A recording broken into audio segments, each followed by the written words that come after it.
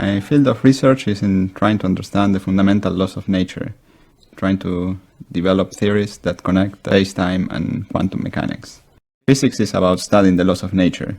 So through the years, we've learned a lot about how nature works. And currently we have theories that are incredibly successful. One of the theories is the theory that describes gravity. So it was originally developed by Newton and then improved by Einstein. Einstein gave us the current equations that govern the behavior of space-time.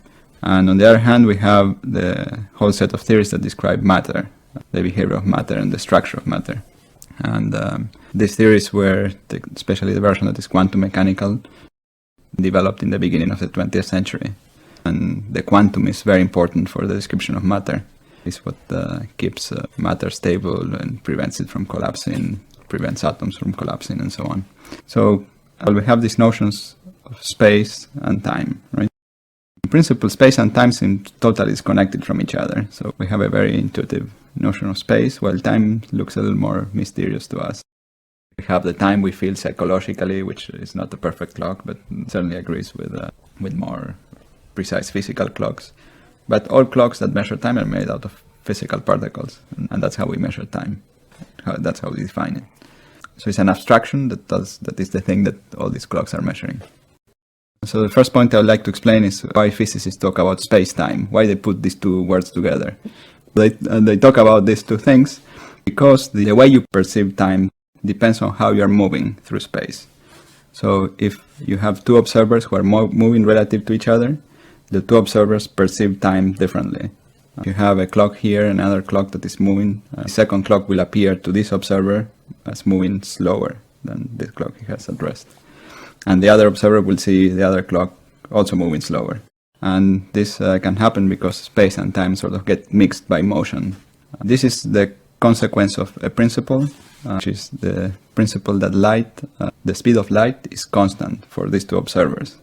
If you have one observer that is stationary and you have a light beam that travels this way, and you have another observer that moves in this direction, naively, according to your intuition, you would expect that this observer should see the light moving slower. Right? If instead of talking about the light beam, we were talking about the train, that would be the case.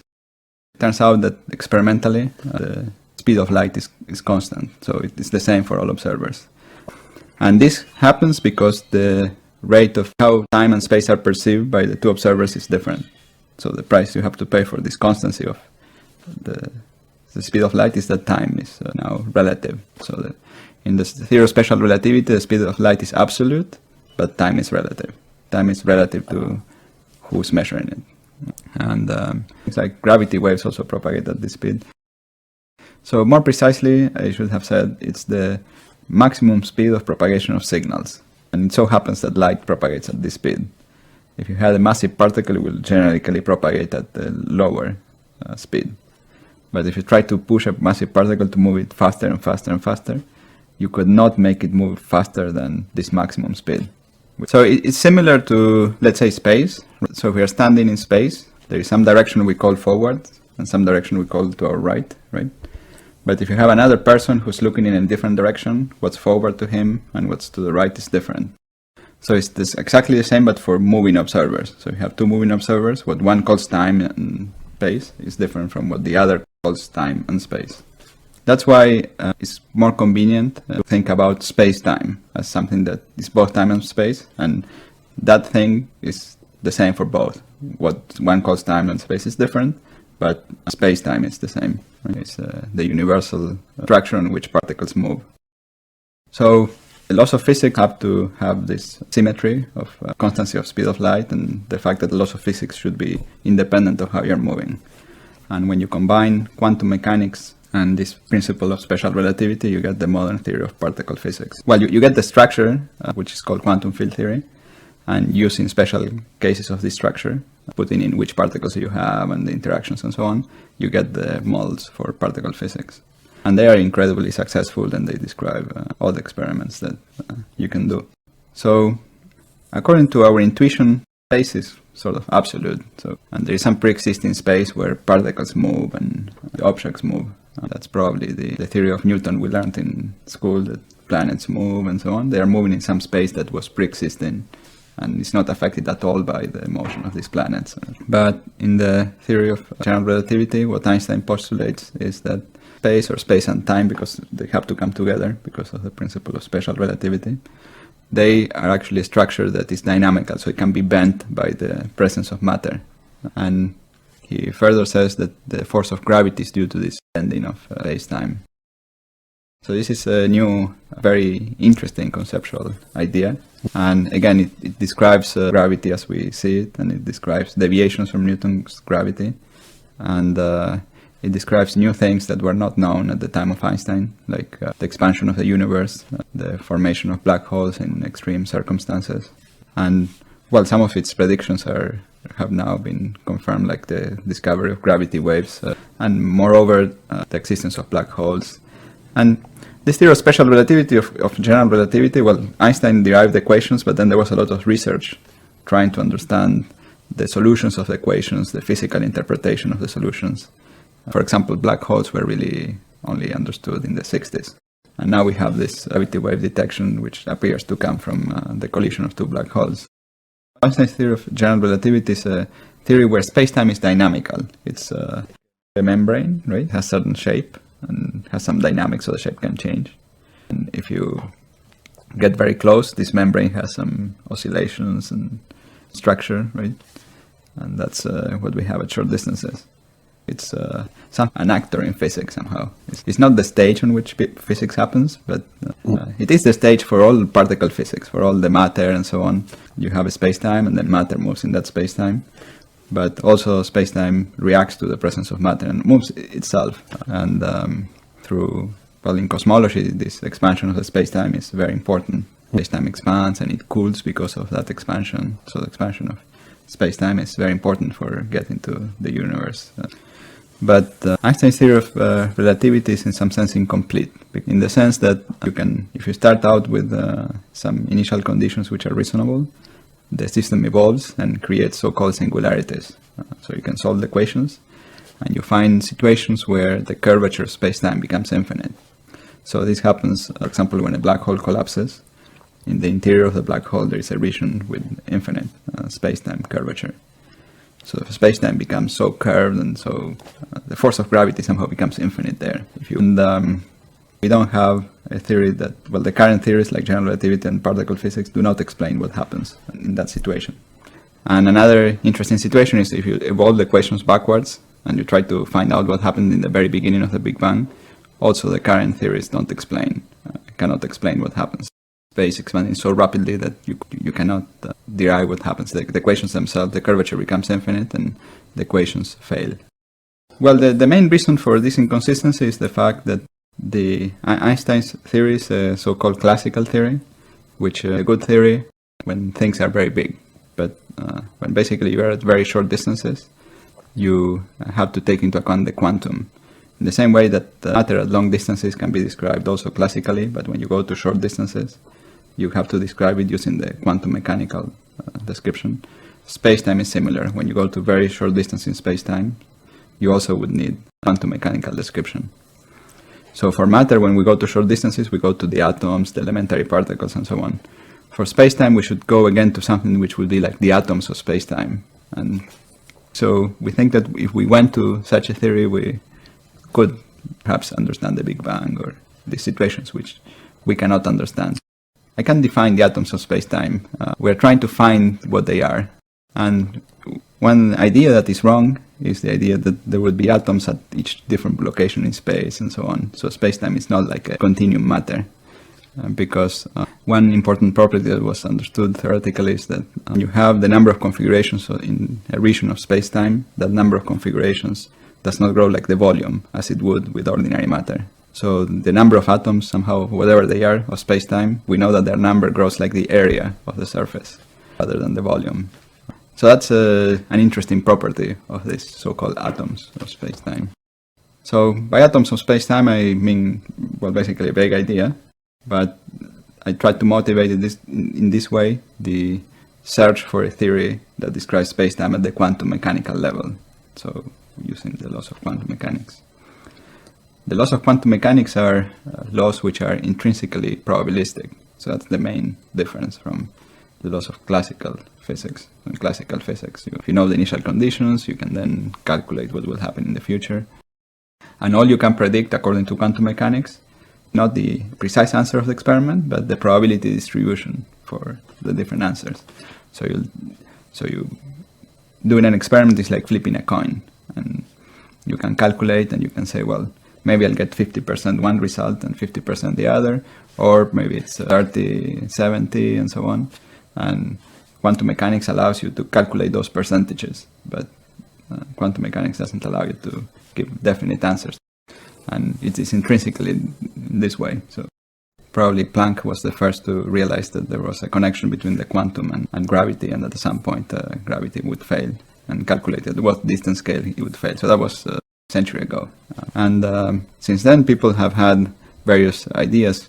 And it's a problem that is hard to access experimentally directly, because this distance at which the quantum is important is super tiny. So it's much smaller than the smallest distances we can see today with accelerators.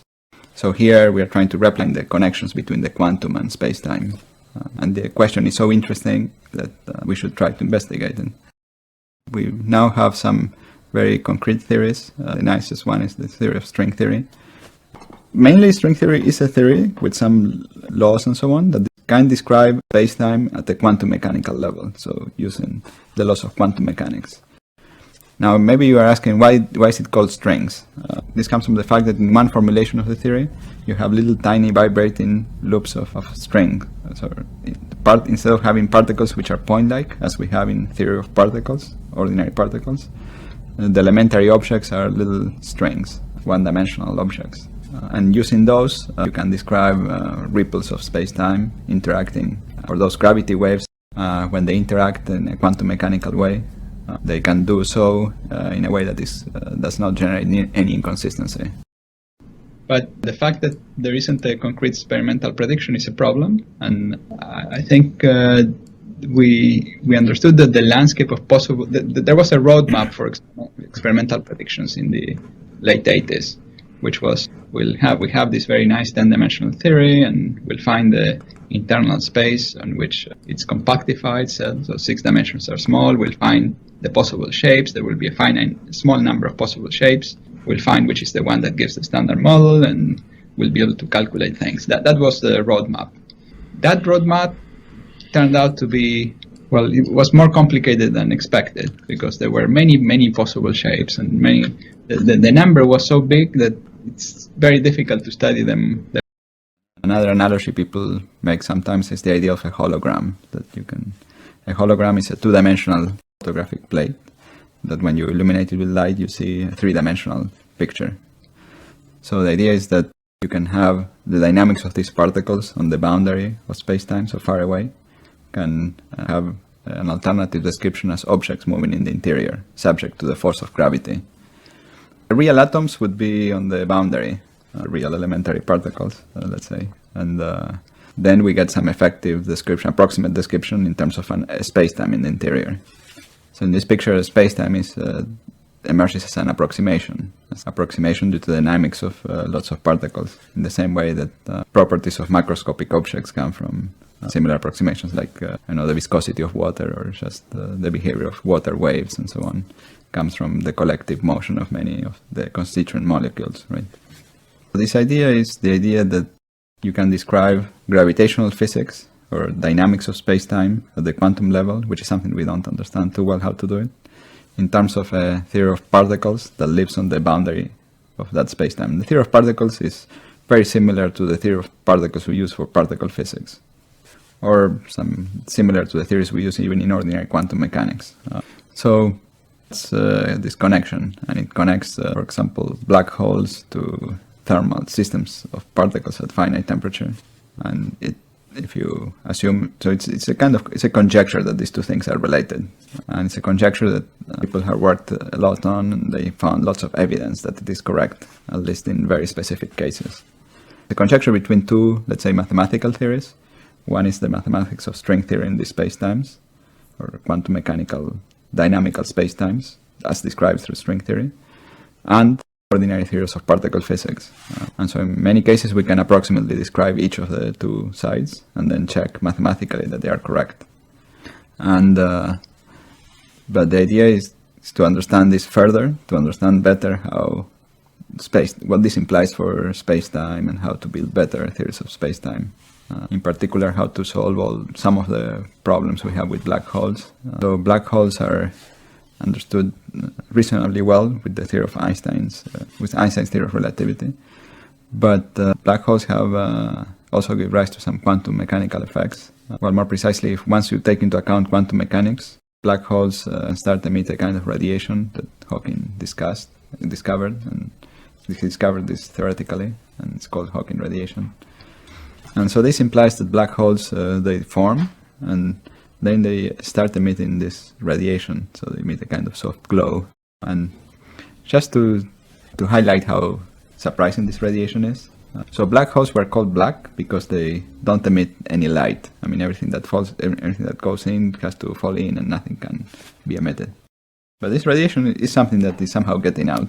And so you can even have the paradoxical situation of having a white black hole. So if you had a black hole which is tiny, very tiny, the size of the wavelength of light or the size of a bacterium, roughly speaking, that black hole will look white to our eyes. Now, these black holes don't form naturally in nature. So the black holes that form naturally in nature are very big and have a very low temperature. But if you could form such a tiny black hole, theories predict that it should look white. So here you see that a little bit of a conflict between Einstein's theory of relativity. The beginning of a conflict, you see that. One says that it should be black and the other one says it should be white, right? There are some laws of, let's say, thermodynamics that should apply to black holes, to any object that emits thermal radiation. This radiation is thermal, so it gets emitted at a certain temperature. And that's why you need to make it very small to make it look white, because the temperature becomes higher the smaller the black hole is. So as you make the black hole smaller, it gets hotter. And if you apply to it the laws of thermodynamics as we usually understand them, they seem to hold for such black holes. But they seem to be in some conflict with another fact we know from general relativity, which is that if you solve the Einstein's equations in a black hole, there is a surface that we call the horizon, which is a surface basically dividing the outside and the inside. It's an imaginary surface, it's not a real surface. Kind of point of no return. So if you cross the horizon in the interior, you cannot send any signal to the outside. You cannot even escape. You will be doomed to fall into the singularity. So that's what Einstein's theory predicts. And this fact seems to somehow be in some conflict with these thermal properties of black holes. Now, one of the interesting things that we've been trying to understand, and many people have begun to notice, is that there is some connection between a certain property of quantum mechanics called entanglement. So entanglement is a funny property, funny kind of correlation you can have in quantum mechanical systems, which are in some sense stronger than classical correlations. So before we discuss the fact that in certain quantum mechanical systems you cannot predict the answer to a certain experiment, right? So you might sometimes find 50% chance of one and 50% chance of the other answer.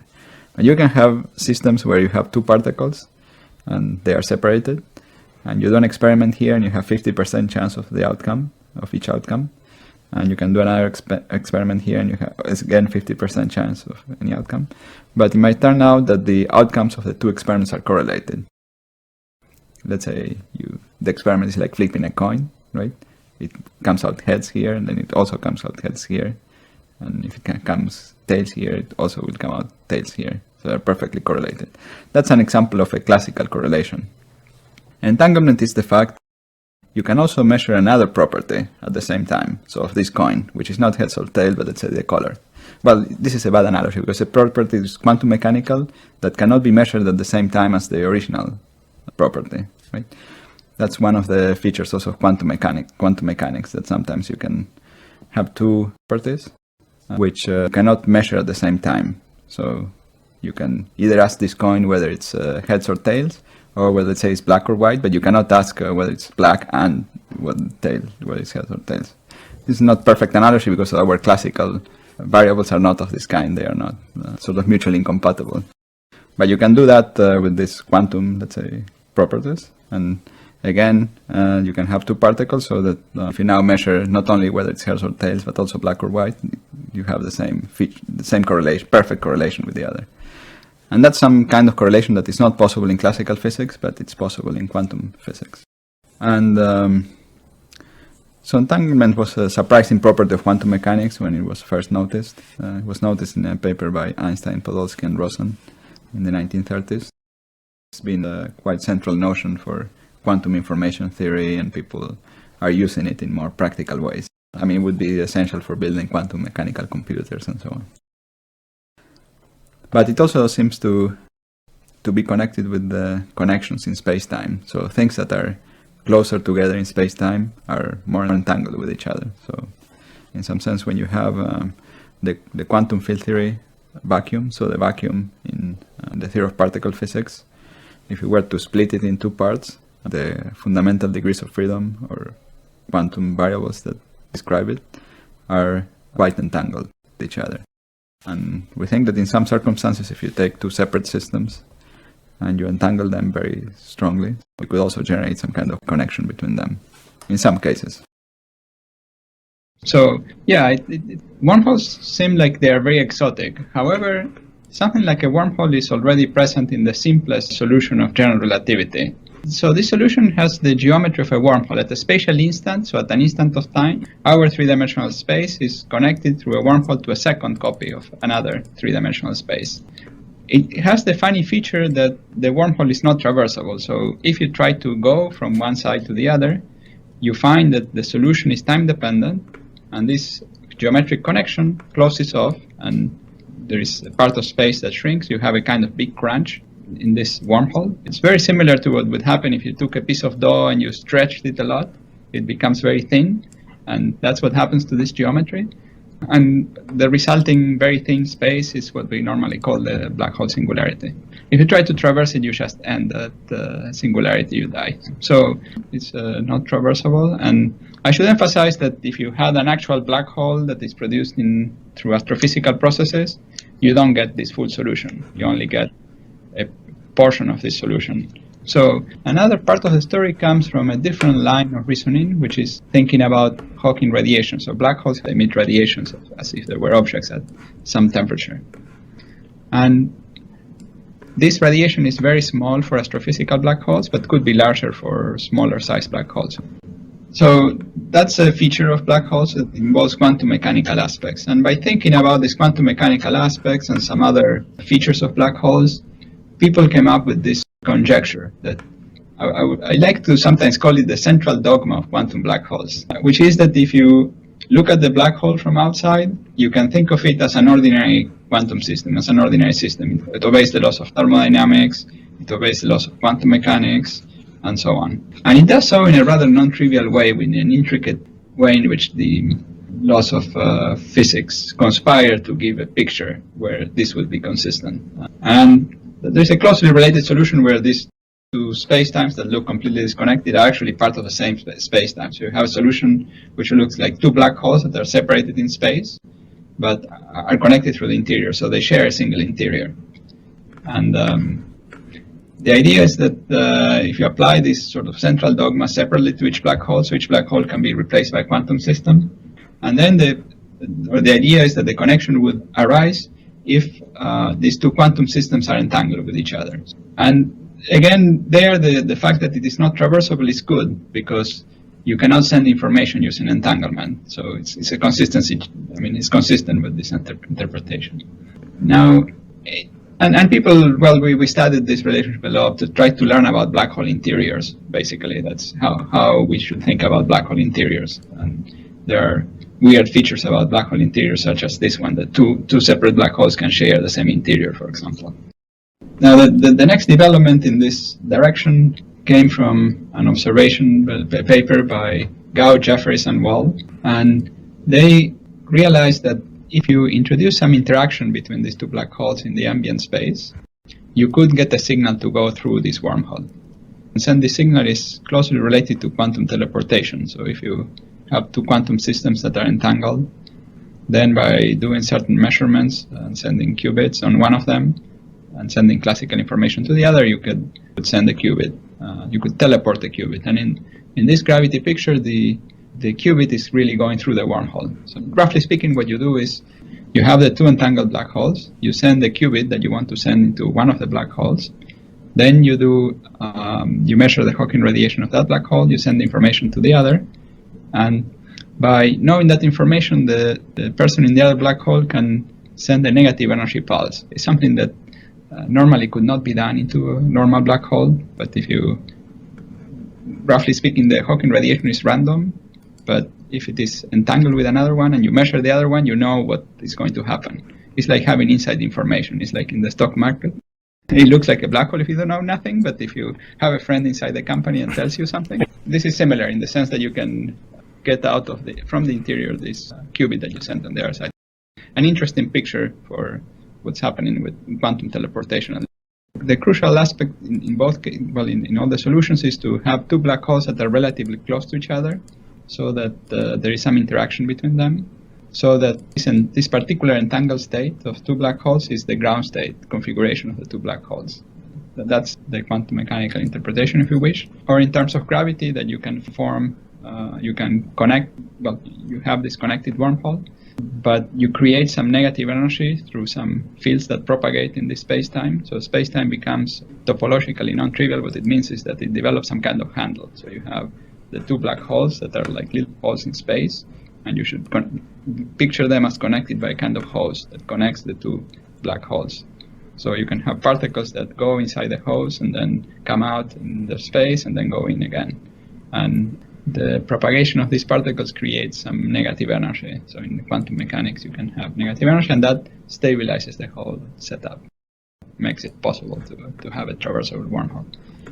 Now, these traversal wormholes you build this way are consistent with causality. So what does that mean? That means that if you go through the wormhole, you come out on the other side later than you would have come out if you had stayed outside the wormhole. So they cannot be used for traveling faster than light. So in the science fiction literature, it's common to find wormholes that are used to travel faster than light, or travel to the past, for example, and so on. But these we think are deeply inconsistent with the laws of physics. So there are different things you can mean by the laws of physics. So there are general principles of physics that were established in the beginning of the 20th century, like general relativity, quantum mechanics, quantum field theory. So this is a kind of framework, general framework with certain solid principles. So particular theories that we have today obey these principles, but they kept changing because we needed to add more particles. We needed to add lots of particles since the beginning of the 20th century, all the quarks, we now probably need to add dark matter particle and so on. But whenever that was done, it was done within this framework. So we can ask what is possible within this framework. So what is possible with this is what I'm going to call ordinary matter, or non-exotic matter. So it doesn't mean the actual matter we have in nature, but it's matter that obeys these kinds of principles that we could in principle have perhaps, but we haven't detected yet, for example. And the idea is that with this kind of matter, you cannot produce wormholes that allow you to travel faster than light. And that's very good. It's actually an interesting theorem that this is not possible. It wasn't completely proven, but several aspects of it were proven. I mean, at the level of geometry, you can imagine a geometry that connects points that are far away. I mean, nobody forbids you from writing down that geometry. But Einstein's theory is more than just arbitrary geometries. It's geometries that obey a certain equation. It's called the Einstein equation. And the equation relates the shape of the geometry to the amount of energy present in this geometry, energy or matter density, etc. And these shapes that would allow you to travel faster than light, they require a certain kind of negative energy, which is not possible under those circumstances. A certain small amount of negative energy is allowed by quantum mechanics, and it's what we exploited in these solutions. And so they allow you to construct these wormholes, but they seem difficult to build. So we only show that they are solutions. We don't know how you could develop them into solutions. The first discusses these solutions in the context of it could even be the matter that we know, but at very short distances. So black holes that are very, very tiny. I mean, those black holes would be extremely difficult to produce by artificial or maybe natural means unless they were produced in the very early universe. And that's one possibility. So the construction we had in the 18 paper relied on the existence of light matter fields which are, let's say, almost massless.